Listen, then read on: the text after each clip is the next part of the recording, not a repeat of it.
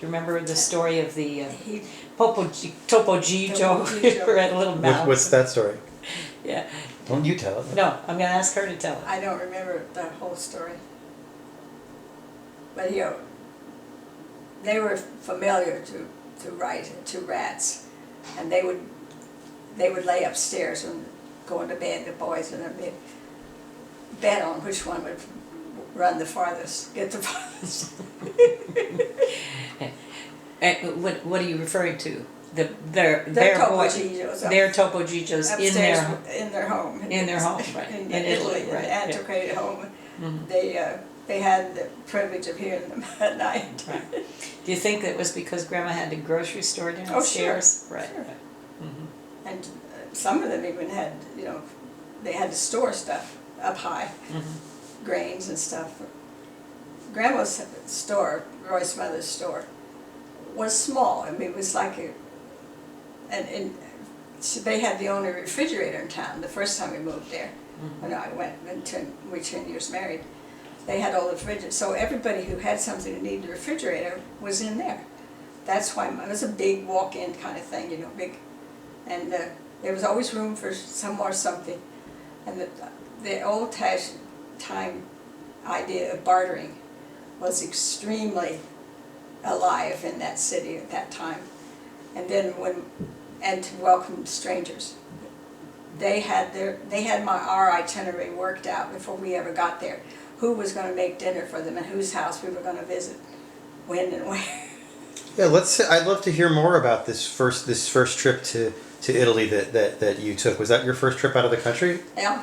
Can you tell the story about it? Like, how did you get there? By ship or by plane or? We flew by Pan Am to Rome and then took a flight down to Reggio. And what year was this?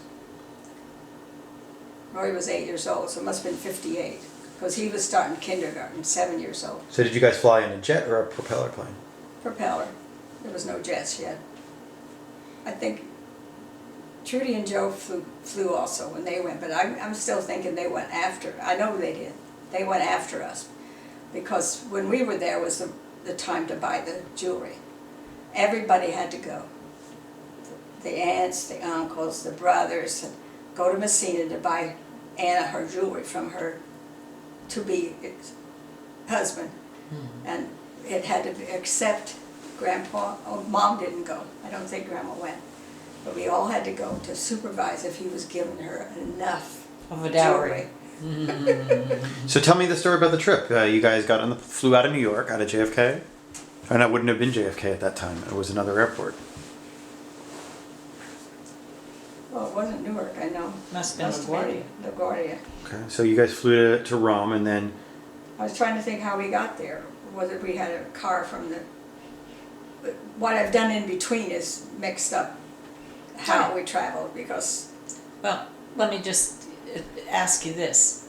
In my recollection is most Atlantic flights often had to stop in Ireland. They'd go over and stop in Ireland and then move on. Did you do that?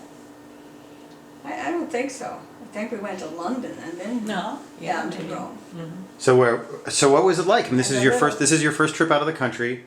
Did you go with the kids or just you and Papu? Oh, just the two of us. Okay. Were you excited? Were you excited?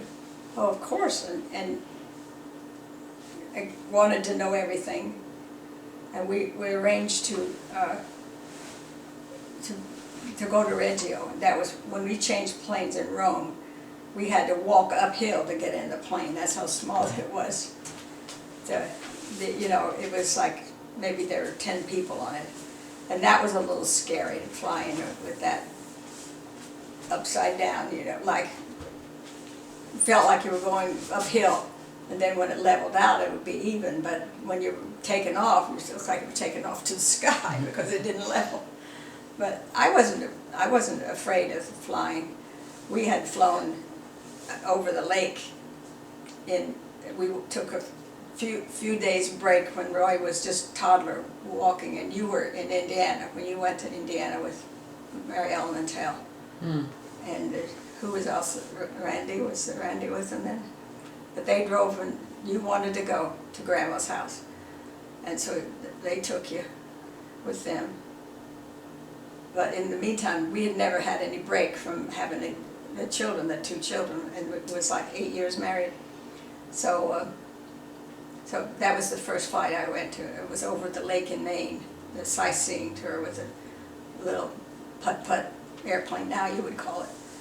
But Dad wasn't afraid either to fly. He didn't like if there was delays because that bothered him.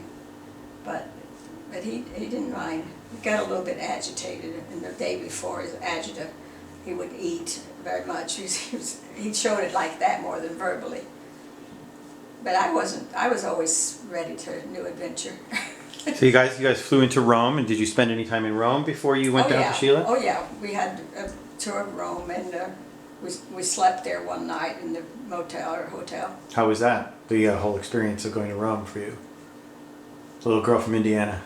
Overwhelming, because I didn't have the knowledge that I have now about Europe or anything, because I wasn't exposed yet.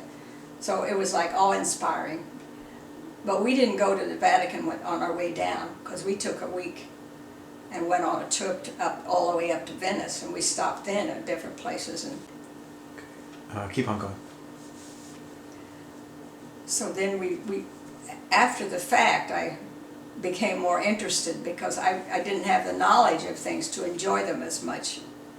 Before I ever got to the area, I didn't have enough learning skills to, like you guys, you learn about where you're going before you get there. But I didn't know about that, and Roy hadn't been to Rome very many times, I don't think, just after when he was coming over on boat, you know, and then of course with the GIs, but that was boat too, they didn't fly the GIs. So given that you didn't really have a big base of experience heading into that new environment, what are some of the little memories that stick out of your mind about your first couple days in Rome and Italy and what you kind of experienced there? Well, the traffic was crazy all night long because our hotel was close to that. No screens in the windows. The windows were opened up with no screens. And I was sure we were going to be loaded with bugs, you know, when we woke up. I think it was just enormity because everything was very large then. I mean, the bathrooms were large, the bedrooms were large. And more than I had at home. There was space everywhere. And then the eating was different because the menu was not like at all that I could understand. But I can't remember exactly, but I know that I bought something I didn't like, and he got sick in his stomach one time when we were on the way to Sheila, because we figured it was the mayonnaise. They had mayonnaise on things, and sitting out wasn't very much refrigeration.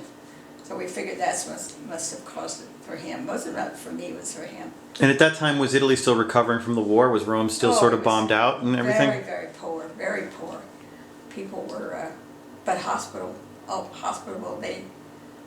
They were awed. Well, they all knew Rocco as he grew up. So when we came, I mean, it was like king and queen, and they followed me everywhere. Pop would not let me go walking anywhere without some children with me or someone, because that's the way they took care of it. They knew the safe places to walk, because there were people who were down and out, and they were homeless. There was people like that, and they kept me where everything was right. Well, Pop and Mom were very celebrated as good people, you know, and with the reputation of, because with Pop going back and forth to America, they thought differently than most of them, and they all honored him. They always honored and respect the older people anyway, but they did him particularly because he had the... They may have a little more than some others. Oh yeah, oh yeah. There was always money in the till. You know? Carlo tells that story about Roy tinkering with the drawer so that he could get some lire out before, and Mom didn't notice, you know, and he could buy candy, and that way he'd buy candy and he'd have a lot of friends to play with. And he tells about how he learned to swim from rock to rock. His mother never knew he was down there, but from rock to rock he learned to swim in the Mediterranean with his friends. Didn't get into too much trouble except that.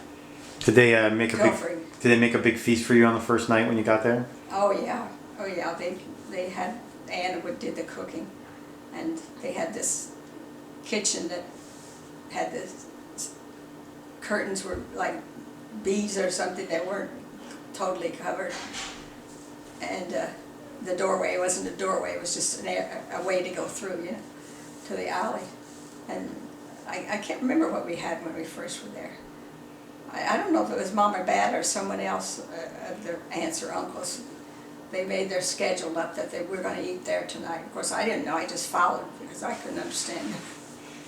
But Aunt Mafalda and a couple of the cousins and all of them, they wanted to entertain you. That's how they entertain you, to just have somebody at your house for supper. And we had a lot of soup. They make a lot of soup. I just remember that being the best part because I wasn't introduced to fish yet to enjoy it because they had a lot of fish. But if anything happened in town, if they butchered something, they brought the best to Papa and Mom. It came first to them. If they wanted something special, they just had to tell somebody and they'd have it there. It was the way that town worked. We wanted Mom wanted warm bread at 9 o'clock in the morning, so we'd have bread and butter. This little boy would come along with his, just around time when the bread was still warm, what they call a Senior Mamia, Minica, that's what her name was, because she was Dominica, Dominica. How did it make you feel to go to, you know, where Papa would come from and to see that and to have that Well, to experience? me it was like an adventure, but to him he was disappointed because they hadn't changed from when he left there at 16 years old and came back at 28, I guess, 28 years old we were about, when we were around that age.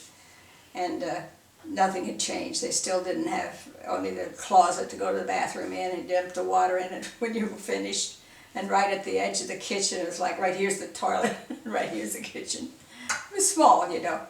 But I remember Mom making eggplant, which I had never had with pasta. It's delicious. It was one of your father's favorite. I did learn to do that when she came over. She showed me how to make it. And I did make that from once they came over that one time, you know. She showed us both, actually, I don't remember. because I remember her doing it.